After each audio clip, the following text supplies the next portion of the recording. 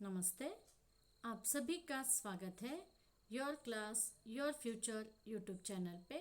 आज हम देखेंगे 10वीं कक्षा हिंदी विषय पाठ 10 दुनिया में पहला मकान, इसके प्रश्नोत्तर क्वेश्चन आंसर्स को। ठीक है, तो इसके लेखिका जी है ಡಾಕ್ಟರ್ ವಿಜಯ ಗುಪ್ತಾ. ಇಂದು ನಾವೇನು ಮಾಡೋಣ್ರಿ ಅಂತಂದರೆ 10ನೆಯ ತರಗತಿಯ SSLCಯ ಹಿಂದಿ ವಿಷಯದ 10ನೆಯ ಪಾಠ ದುನಿಯಾ ಮೇ ಪೆಹ್ಲಾ ಮಕಾನ್ ಅಂದರೆ ಈ ಒಂದು ಜಗತ್ತಿನ ಮೊದಲನೆಯ ಒಂದು ಮನೆ. ಓಕೆ, ಈ ಒಂದು ಪಾಠದ ಪ್ರಶ್ನೋತ್ತರಗಳನ್ನು ನೋಡೋಣ. ಇದರ ಒಂದು ಲೇಖಕಿ ವಿಜಯ ಗುಪ್ತಾ ಅವರು. पहले हम देखेंगे लेखिका परिचय ಡಾಕ್ಟರ್ ವಿಜಯ ಗುಪ್ತಾ. ಮೊದಲಿಗೆ ನಾವು ಲೇಖಕಿಯರ ಒಂದು ಪರಿಚಯವನ್ನು ನೋಡೋಣ. डॉक्टर विजय गुप्ता जी का जन्म 21 दिसंबर सन 1946 को हुआ. इसको हम हिंदी में ऐसा कह सकते हैं कि इनका जन्म 21 दिसंबर सन 1946 को हुआ. आपने लाइब्रेरी साइंस में स्नातकोत्तर तथा PhD की उपाधि प्राप्त की है. कुरुक्षेत्र विश्वविद्यालय में हिंदी प्राध्यापक के रूप में काम करने के बाद गांधी नेशनल म्यूजियम तथा दिल्ली विश्वविद्यालय में लाइब्रेरियन का काम किया है. सेवा में निवृत्त होने के बाद आप लेखन कार्य में व्यस्त हैं. आपकी प्रकाशित पुस्तकें हैं हमारे बहादुर बच्चे, सूचना और प्रसारण मंत्रालय, दोस्ती किताबों से children's literature and reading habit, बाल कहानी संग्रह, दुनिया में पहला मकान, टेलीफोन की मरम्मत, फीस की जिम्मेदारी, बुद्धिमान न्यायाधीश आदि. ಸೊ ಈ ಡಾಕ್ಟರ್ ವಿಜಯ ಗುಪ್ತಾ ಇವರ ಜನ್ಮ 21 ಡಿಸೆಂಬರ್ 1946ರಲ್ಲಿ ಆಯಿತು. ಇವರು ಲೈಬ್ರರಿ ಸೈನ್ಸ್ನಲ್ಲಿ ಏನಂತಂದರೆ ಇಲ್ಲಿ ಸ್ನಾತಕೋತ್ತರ ಪದವಿಯನ್ನು ಪಡೆದಿದ್ದು ಮುಂದೆ PhDಯ ಒಂದು ಉಪಾಧಿಯನ್ನು ಕೂಡ ಅವರು ಅದರಲ್ಲಿ ಪಡೆದುಕೊಳ್ಳುತ್ತಾರೆ.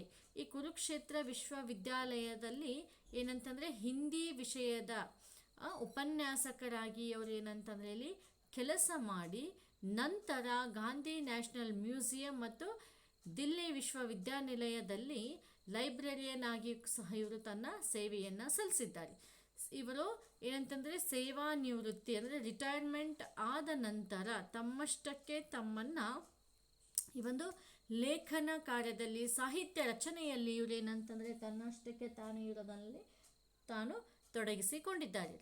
ಇವರ ಒಂದು ಪ್ರಕಾಶಗೊಂಡ ಪುಸ್ತಕಗಳು ಅಂತಂದರೆ ಬಹಾದೂರ್, ಹಮಾರೆ ಬಹಾದೂರ್ ಬಚ್ಚೆ, दोस्ती किताबों से, बाल कहानी संग्रह, दुनिया में पहला मकान, टेलीफोन की मरम्मत, फीस की जिम्मेदारी, बुद्धिमान ನ್ಯಾಯಾಧೀಶ್. ಇವೆಲ್ಲ ಏನಂತಂದರೆ ಇವರು ಬರೆದಿರುವಂತಹ ಒಂದು ಪ್ರಮುಖ ಪುಸ್ತಕಗಳು ಅಂತಲೇ ನಾವಿಲ್ಲಿ ಹೇಳ್ಬೋದು. ನಂತರ ಮುಂದೆ ಹೋಗೋಣ. ಶಬ್ದಾರ್ಥ. ठीक है, ಮಕಾನ್ ಘರ್ ಗೃಹ. ಮಕಾನ್ ಘರ್ ಗೃಹ. ಮಕಾನ್ ಅಂದರೆ ಮನೆಯಲ್ಲಿ. ರತ್ತಿ ಥೋಡಾ. ರತ್ತಿ ಥೋಡಾ. ರತ್ತಿ ಅಂದರೆ ಸ್ವಲ್ಪ. ಖುದ್ ಸ್ವಯಂ. ಖುದ್ ಸ್ವಯಂ ಅಂದರೆ ಖುದ್ ಅಂದರೆ ಸ್ವಂತ. ಹಡ್ಡಿ ಮೂಳೆ ಬೋನ್. ಹಡ್ಡಿ ಮೂಳೆ ಬೋನ್. ಮುಷ್ಕಿಲ್ ಕಷ್ಟ. ಮುಷ್ಕಿಲ್ ಕಷ್ಟ. ಮುಷ್ಕಿಲ್ ಅಂದರೆ कठिन. तय करना, निश्चय करना. तय करना, निश्चय करना. तय करना ಅಂದರೆ ಏನ್ರಿ ಇಲ್ಲಿ ನಿರ್ಣಯ ಮಾಡುವುದು. ಮಜಬೂತ್ ದೃಢ. ಮಜಬೂತ್ ದೃಢ.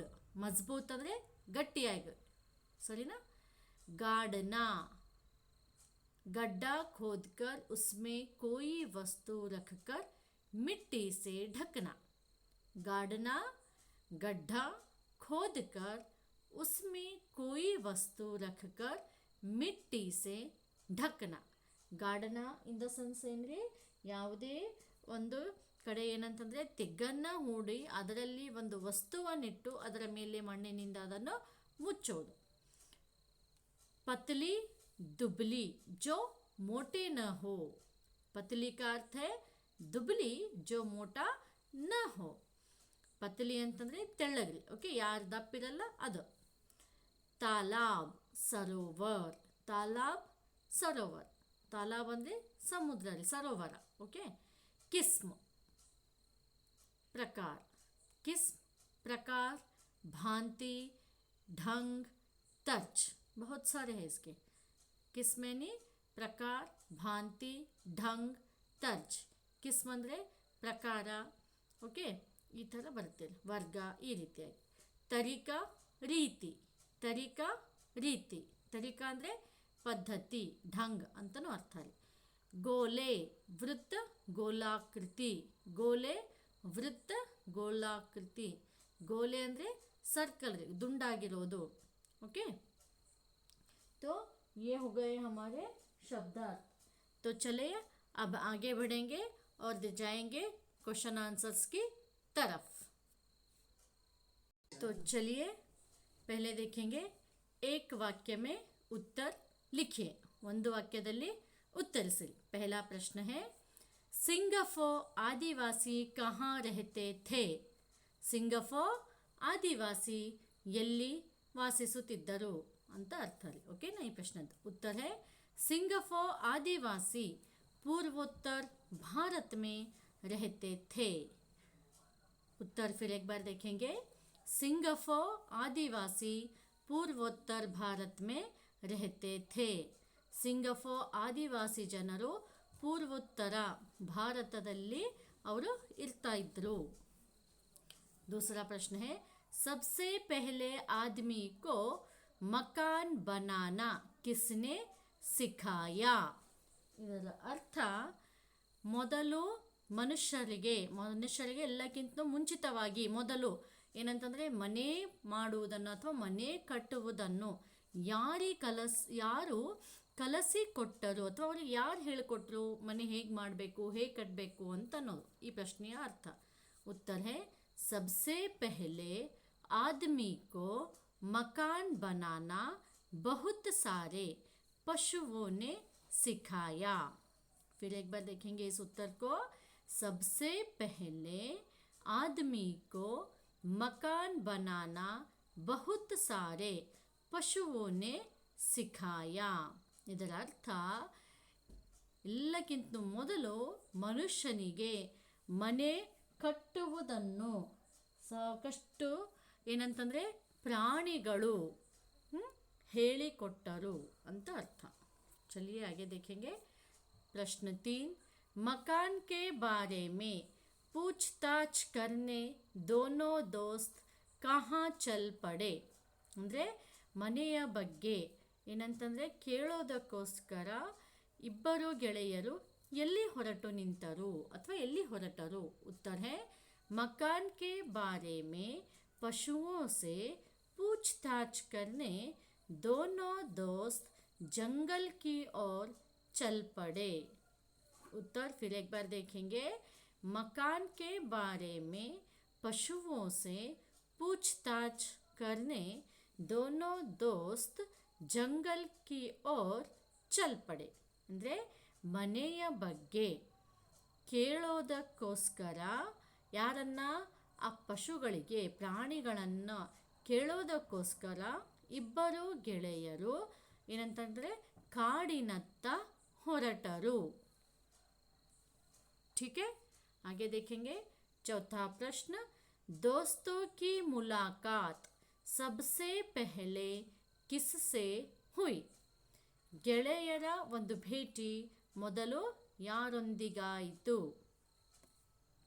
उत्तर है दोस्तों की मुलाकात सबसे पहले हाथी से हुई. उत्तर फिर एक बार देखेंगे. दोस्तों की मुलाकात सबसे पहले हाथी से हुई. ಅಂದರೆ ಈ ಒಂದು ಎಲ್ಲಕ್ಕಿಂತ ಮುಂಚಿತವಾಗಿ ಗೆಳೆಯರ ಭೇಟಿ ಯಾರ ಜೊತೆ ಆಯಿತು ಅಂತಂದರೆ ಆನೆಯೊಂದಿಗಾಯಿತು. नेक्स्ट 5वां प्रश्न है दोस्तों ने क्या क्या तय किया. दोस्तों ने क्या क्या ತಯ ಕಿಯಾ. ಏನಂತಂದರೆ ಆ ಒಂದು ಗೆಳೆಯರು ಏನೇನು ಮಾಡಬೇಕು ಅಂಥೇಳಿ ಅವರಿಲ್ಲಿ ನಿರ್ಣಯ ಮಾಡಿದರು. ತಯ ಕಿಯಾ ನಿರ್ಣಯ ಮಾಡಿದರು. उत्तर है दोस्तों ने मकान बनाने का तय किया. दोस्तों ने मकान बनाने का तय किया. ಗೆಳೆಯರು ಏನು ಮಾಡ್ತಾರೆ, ಮನೆ ಕಟ್ಟುವುದನ್ನು ನಿರ್ಣಯಿಸುತ್ತಾರೆ. ठीक है. छठा प्रश्न है हाथी से उत्तर पाकर दोस्त किससे मिले. क्या है प्रश्न. हाथी से उत्तर पाकर दोस्त किससे मिले ಅಂದರೆ ಆನೆಯೊಂದಿಗೆ ಅಥವಾ ಆನೆಯಿಂದ ಉತ್ತರ ಪಡೆದಂತಹ ಗೆಳೆಯರು ಯಾರಿಗೆ ಭೇಟಿಯಾದರು. और इसका उत्तर आएगा हाथी से उत्तर पाकर दोस्त सांप से मिले. हाथी से उत्तर पाकर दोस्त सांप से मिले. ओके. ಸೊ ಇಲ್ಲಿ ಆನೆಯಿಂದ ಉತ್ತರ ಪಡೆದಂತಹ ಗೆಳೆಯರಿಬ್ಬರು ಯಾರಿಗೆ ಭೇಟಿಯಾಗ್ತಾರೆ, ಹಾವಿಗೆ ಭೇಟಿಯಾಗುತ್ತಾರೆ, ಸರ್ಪಕ್ಕೆ ಭೇಟಿಯಾಗುತ್ತಾರೆ. ಓಕೆ. सातवां प्रश्न है सब जानवरों की बातें सुनकर दोस्तों ने क्या किया. ಅಂದರೆ ಅವ್ರು ಯಾರ್ಯಾರನ್ನ ಭೇಟಿಯಾಗ್ತಾರಲ್ರಿ ಪಶುಗಳನ್ನು, ಅವೆಲ್ಲ ಪ್ರಾಣಿಗಳ ಪಶುಗಳ ಮಾತನ್ನು ಕೇಳಿ ಆ ಗೆಳೆಯರು ಏನು ಮಾಡಿದರು. उत्तर है सब जानवरों की बातें सुनकर दोस्तों ने मकान बनाया. उत्तर फिर एक बार देखेंगे. सब जानवरों की बातें सुनकर दोस्तों ने मकान बनाया. ಅಂದರೆ ಎಲ್ಲ ಪ್ರಾಣಿಗಳ ಮಾತನ್ನು ಕೇಳಿ ಗೆಳೆಯರು ಮನೆಯನ್ನು ಮಾಡಿದರು ಅಥವಾ ಮನೆಯನ್ನು ಕಟ್ಟಿದರು. चलिए देखेंगे दूसरा मेन प्रश्न. 2-3 वाक्यों में उत्तर लिखिए. 2-3 वाक्यದಲ್ಲಿ उत्तरिसिरी. ठीक है. तो पहला प्रश्न है लालिम और कीचा लालीदाम जंगल की ओर क्यों चल पड़े. ये क्या है, लालिम और कीचा लालीदाम ये दोनों दोस्तों के नाम हैं. ओके. तो लाಲಿಮ್ ಮತ್ತು ಕೀಚಾ ಲಾಲಿದಾಮ್ ಇವರಿಬ್ಬರು ಜಂಗಲದ ಕಡೆಗೆ, ಜಂಗಲನಿ ಕಾಡು, ಓಕೆ. ಸೊ ಕಾಡಿನೆಡೆಗೆ ಏಕೆ ಹೊರಟರು. उत्तर है पहले के दिनों में आदमी गुफाओं में और पेड़ों के नीचे रहता था. उस समय किंदू लालिम और किंचा लालीदाम नामक 2 दोस्तों ने तय किया कि वे मकान बनाएंगे.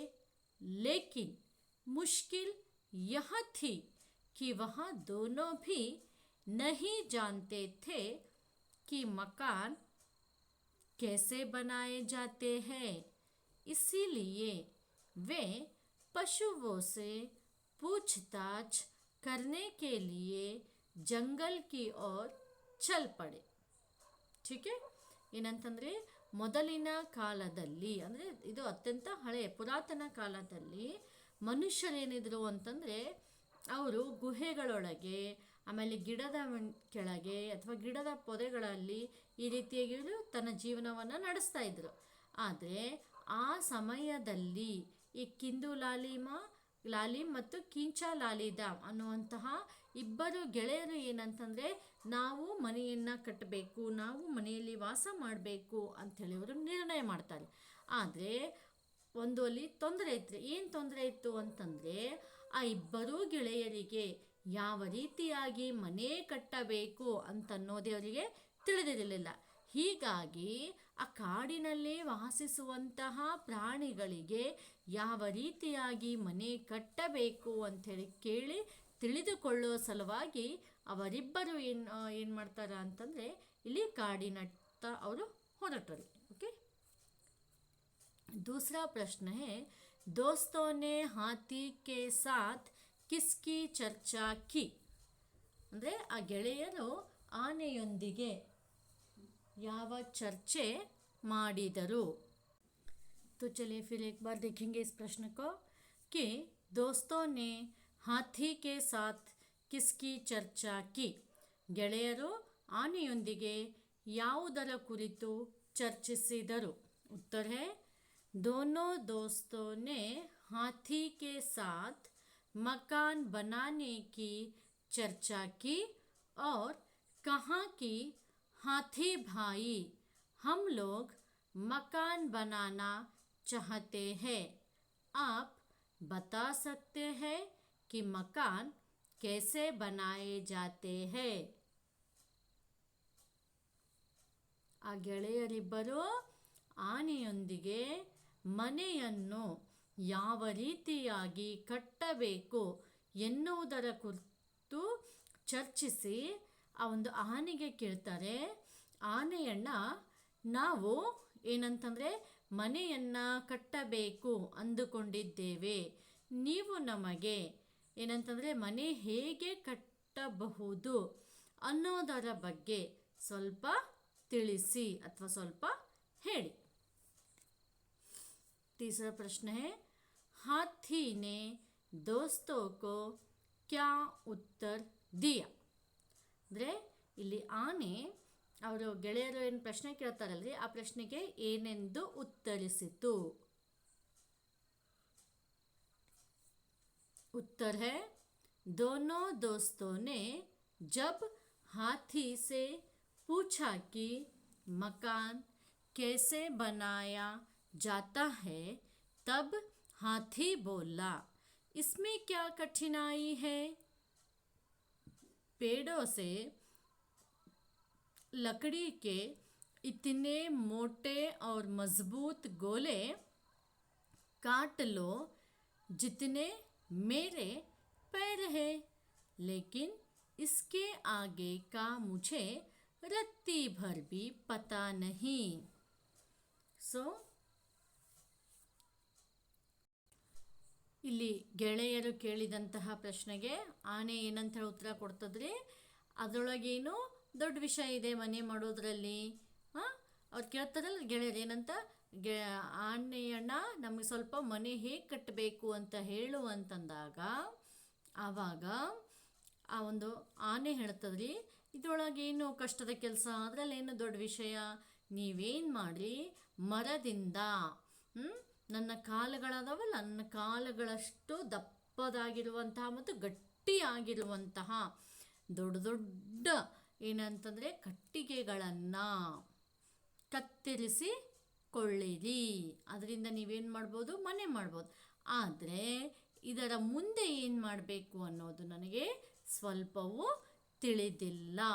ठीक है.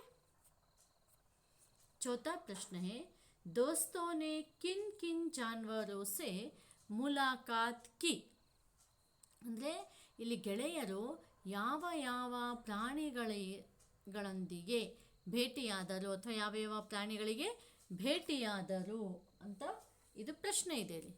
तो इसका उत्तर है दोनों दोस्त मिलकर मकान बनाना चाहते थे लेकिन उन्हें कुछ पता नहीं था. इसी सिलसिले में पूछताछ करने के लिए वे दोनों जंगल की ओर चल पड़े. पहले वहाँ हाथी से मिले, बाद में सांप से मिले, फिर वो भैंस से और मछली से मिले. ಇಬ್ಬರು ಗೆಳೆಯರು ಕೂಡಿಕೊಂಡು ಏನಂತಂದರೆ ಇಲ್ಲಿ ಮನೆಯನ್ನು ಕಟ್ಟಬೇಕು ಅಂತ ಅಂದ್ಕೊಂಡಿರ್ತಾರೆ. ಆದರೆ ಅವರಿಗೆ ಮನೆ ಕಟ್ಟುವ ವಿಷಯದಲ್ಲಿ ಯಾವುದೇ ರೀತಿಯಾದಂತಹ ಜ್ಞಾನ ಇರೋದಿಲ್ಲ. ಸೊ ಮನೆಯನ್ನು ಯಾವ ರೀತಿಯಾಗಿ ಕಟ್ಟಬೇಕು ಅಂಥೇಳಿ ಕೇಳಿ ತಿಳಿದುಕೊಳ್ಳೋದಕ್ಕೋಸ್ಕರ ಅವರಿಬ್ಬರು ಏನು ಮಾಡ್ತಾರೆ ಅಂತಂದರೆ ಕಾಡಿನತ್ತ ಹೊರಟು ಬಿಡ್ತಾರೆ. ಸೊ ಕಾಡಿನತ್ತ ಹೊರಟಾಗ ಕಾಡಿನಲ್ಲಿ ಅವರಿಗೆ ಮೊದಲಿಗೆ ಯಾರು ಭೇಟಿಯಾಗ್ತಾರೆ, ಆನೆ ಭೇಟಿಯಾಗುತ್ತೆ.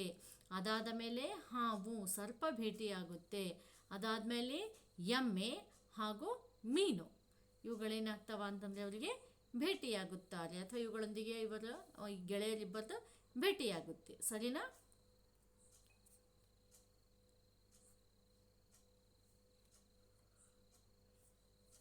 तीसरा मुख्य प्रश्न है, 3-4 वाक्यों में उत्तर लिखिए. ನೆಕ್ಸ್ಟ್ ಮೂರನೆಯ ಪ್ರಮುಖವಾದಂತಹ ಪ್ರಶ್ನೆ, 3-4 ವಾಕ್ಯದಲ್ಲಿ ಉತ್ತರ ಬರೆಯಿರಿ ಅಥವಾ ಉತ್ತರಿಸಿರಿ. पहला प्रश्न है, सांप ने दोस्तों को क्या सुझाव दिया? ಹಾವು ಗೆಳೆಯರಿಗೆ ಏನೆಂದು ಸಲಹೆ ನೀಡಿತು? उत्तर, हाथी से मिलकर दोस्त आगे बढ़े तो उन्हें सांप मिला. उन्होंने सांप से पूछा कि मकान कैसे बनाया जाता है.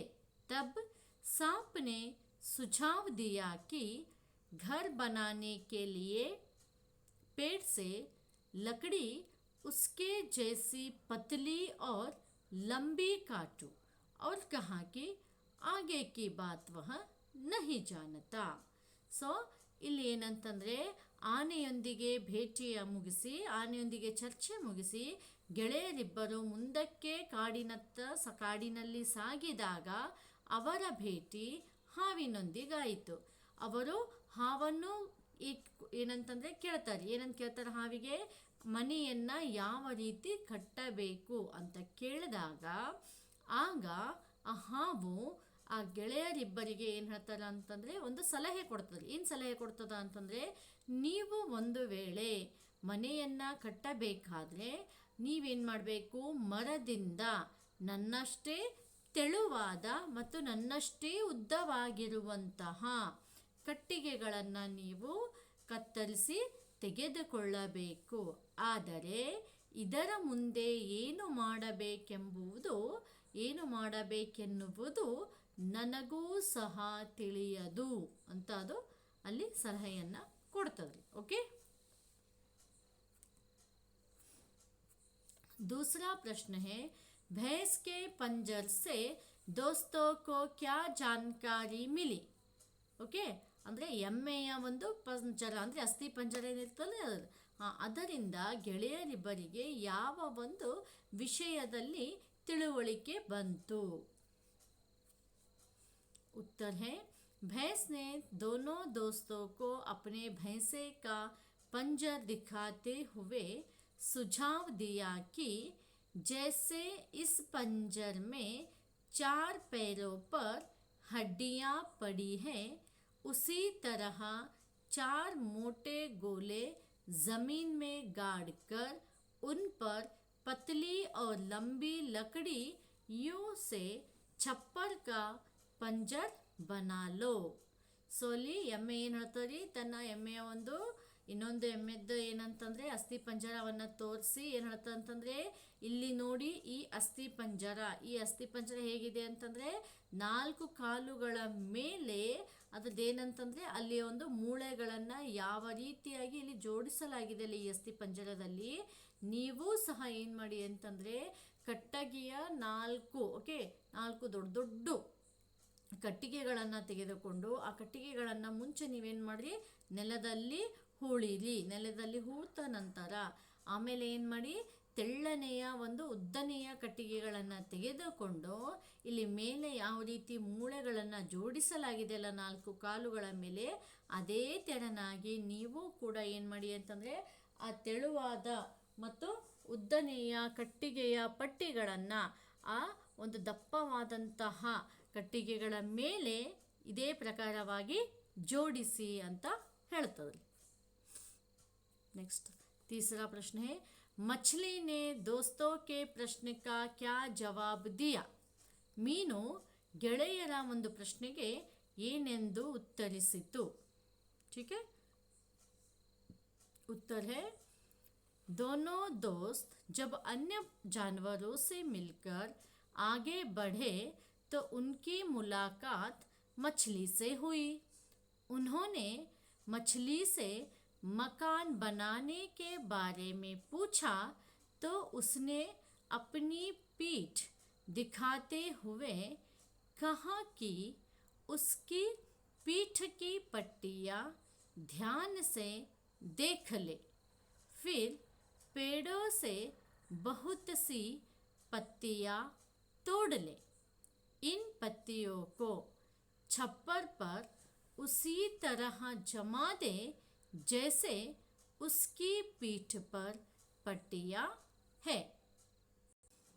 ಅಂದರೆ ಆ ಇಬ್ಬರು ಗೆಳೆಯರು ಏನಂತಂದರೆ ಬೇರೆ ಬೇರೆ ಎಲ್ಲ ಪ್ರಾಣಿಗಳನ್ನು ಭೇಟಿಯಾಗಿ ಮುಂದಕ್ಕೆ ಹೋಗ್ತಾರಲ್ಲ, ಮುಂದಕ್ಕೆ ಹೋದ ಹಾಗೆ ಅವರ ಭೇಟಿ ಯಾರ ಜೊತೆ ಆಗುತ್ತೆ ರೀ? ಮೀನಿನ ಜೊತೆಗೆ. ಓಕೆ, ಮೀನಿಗೆ ಅವರು ಭೇಟಿ ಆಗ್ತಾರೆ.